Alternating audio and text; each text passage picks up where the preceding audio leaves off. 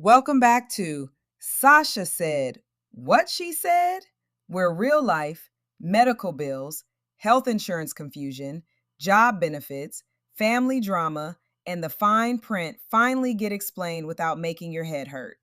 Before we jump in, make sure you like, share, and comment. Send this to somebody who has health insurance but still doesn't know what happens to their paycheck, savings, or retirement money if they get sick, hurt, or diagnosed with something serious.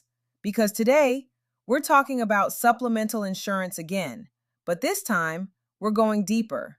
We're talking about how supplemental insurance may help protect your paycheck, your savings, and your financial future when life throws something heavy at your family. Okay, Sasha.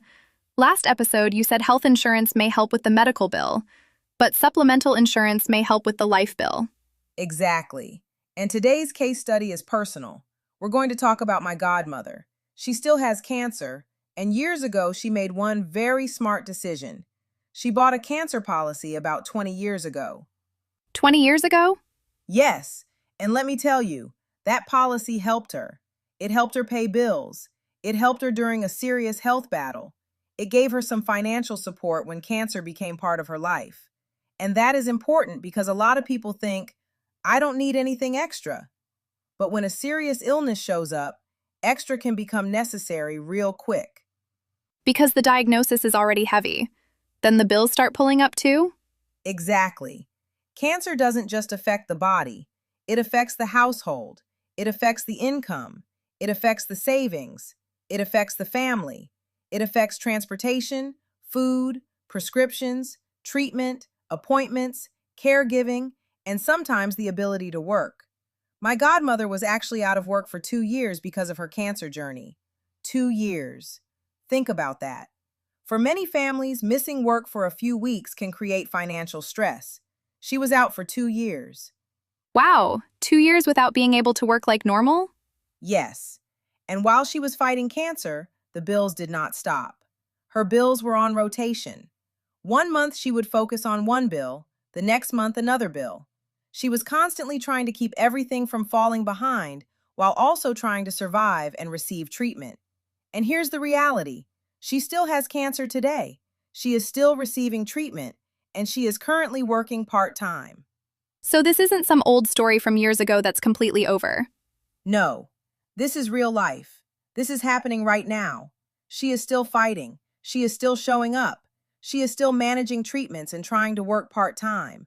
And that's why I wanted to share her story, because this can happen to anyone.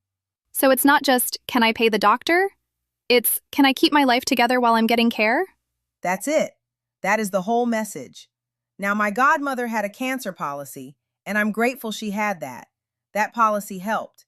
But here's the lesson. One policy may help, but one policy may not cover everything. Over time, she used her entire 401k, and within about 2.5 years, that money was gone. Whew, that's heavy. It is. And I want to say this with love and respect. This is not about judging her. This is about honoring the lesson. Because most people do not plan to use their retirement money for a health crisis. They save that money for later. They save it for peace. They save it for retirement. But when sickness comes and the bills keep coming, people start pulling from wherever they can. Because when you need money now, future money starts looking like emergency money. Exactly. But a 401k was not designed to be the first line of defense for every medical crisis. It is supposed to help carry your future. But sometimes, when people do not have enough layers of protection, the 401k becomes the emergency fund, the paycheck replacement, the hospital fund, the grocery fund, and the household backup plan. So the 401k ends up doing everybody's job. Everybody's job. And that is a lot of pressure on one account. So let's break this down. My godmother had a cancer policy. Depending on the policy, a cancer plan may pay benefits when someone is diagnosed with cancer or receives covered cancer-related treatment. It may help with certain medical or non-medical expenses, depending on how the policy is written. That was a smart layer. But there were other layers she could have considered before life got serious. Okay, give us the layers. Layer 1, health insurance. Health insurance is important because it may help pay for covered medical care, doctor visits, hospital services, prescriptions, treatments, tests, and other covered services depending on the plan. But health insurance usually comes with copays, deductibles, coinsurance, out-of-pocket costs, and rules. So health insurance is important, but it may not protect the whole household. Health insurance is helping with the medical side, but the rent is still outside waiving. Exactly. Layer 2, cancer insurance. This is what my godmother had. A cancer policy may help with expenses related to a covered cancer diagnosis or treatment, depending on the policy. That money may be used to help with bills, travel, treatment costs, household expenses, or whatever the policy allows. But again, every cancer policy is different. You have to read the benefits, limits, exclusions, and how claims are paid. So cancer insurance can help, but it may not be the whole plan by itself. Correct. Layer 3, critical illness insurance. This is another important one. Critical illness insurance may pay a lump sum benefit if you are diagnosed with a covered serious illness, such as cancer, heart attack, stroke, or another covered condition, depending on the policy. So cancer insurance may focus on cancer, but critical illness may cover a broader list of serious conditions? Yes, depending on the policy. And that lump sum benefit could help with living expenses, medical costs, travel, bills, or income gaps. Now listen carefully. Critical illness coverage would not erase the diagnosis. It would not remove the stress, but it may help give the family more financial breathing room. And breathing room matters when life is already choking you with bills. Absolutely. Layer 4, hospital indemnity insurance. Hospital indemnity may pay a benefit if you are admitted to the hospital or stay in the hospital for a covered reason, depending on the policy. Now think about a cancer journey. Sometimes there may be hospital stays, treatments, complications, procedures, or extended care. If someone has hospital indemnity, that benefit may help with expenses while they are hospitalized. Because the hospital stay may end, but the household bills are still doing attendance. Every month. Present. Layer 5, short-term disability insurance. This one is major for people who are still working. Short-term disability may replace a portion of your income if you cannot work for a covered reason, depending on the policy and eligibility. This is important because health insurance may help with medical costs, but it usually does not replace your paycheck. So if somebody is working and gets too sick to work, short-term disability may help replace some of that income? Exactly, if they qualify under the policy. And this is where people get caught. They think about the doctor bill, but they forget about the paycheck. But your paycheck pays the rent. Your paycheck buys groceries. Your paycheck pays the car note. Your paycheck keeps the lights on. My godmother's story is a perfect example. Being out of work for 2 years created a major financial challenge. That's why income protection matters. Your paycheck is not just money.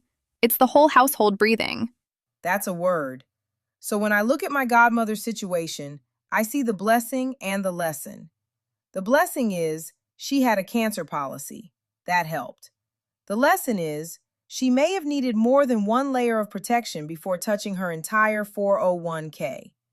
A stronger protection plan could have included health insurance, cancer coverage, critical illness coverage, hospital indemnity, and short-term disability if she was still working and eligible.